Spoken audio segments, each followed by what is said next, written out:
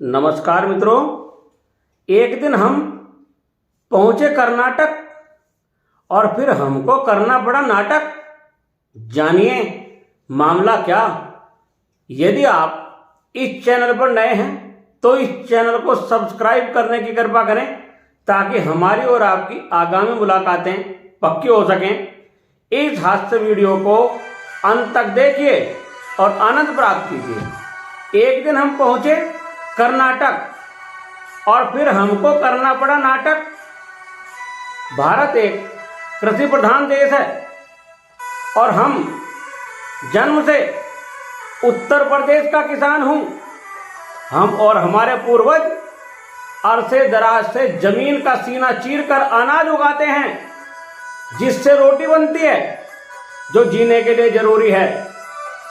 अनाज उगाने वाला आज भी कर्जदार है, कृषि कार्ड धारक है।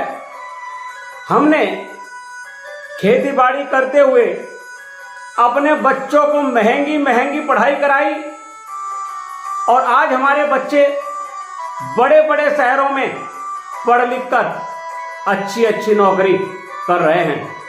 हमारे गांव के प्रधान जी ने हमें कहा, भाई हमारे गांव के कई बच्चे पढ़ लिख कर कर्नाटक के सबसे बड़े शहर बेंगलोर में नौकरी कर रहे हैं। आप अचानक जाकर देखो हमारे बच्चे वहाँ कैसे रहते हैं, क्या करते हैं और कैसे कैसे हमारे गांव का नाम रोशन कर रहे हैं। हम तैयार हो गए और बनिए के बेटे राजू से बेंगलोर का हवाई टिकट कराया और पहुंच गए कर्नाटक के सबसे बड़े शहर बेंगलोर के हवाई अड्डे पर। वहां हमने देखा एक बोर्ड पर लिखा था वेलकम इन बेंगलुरु।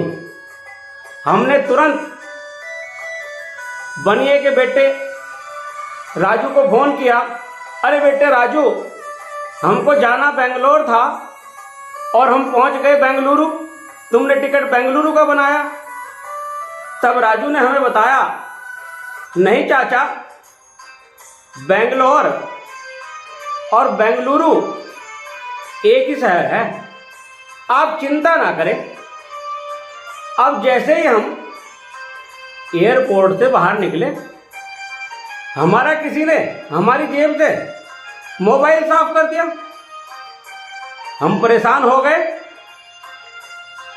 एक बार को हम परेशान हो गए, लेकिन हम अपने गांव का सबसे तेज सबसे समझदार आदमी हूं।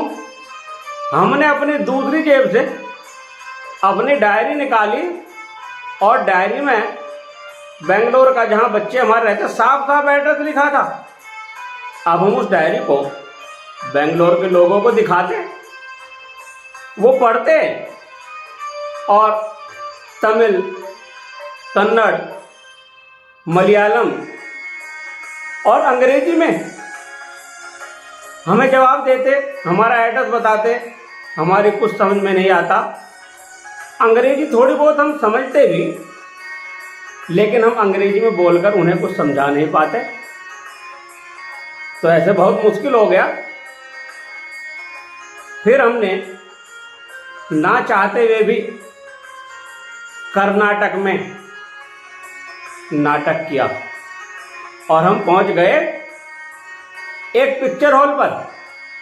पिक्चर हॉल पर एक ऊंची सी जमीन पर स्थान पर खड़े होकर हमने आवाज लगाई, 500 का 100 में, 500 का 100 में, 500 का 100 में।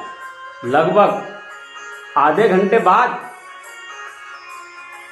एक चाचा आए और उन्होंने कहा, बेटा यहाँ हिंदी कोई नहीं समझता है।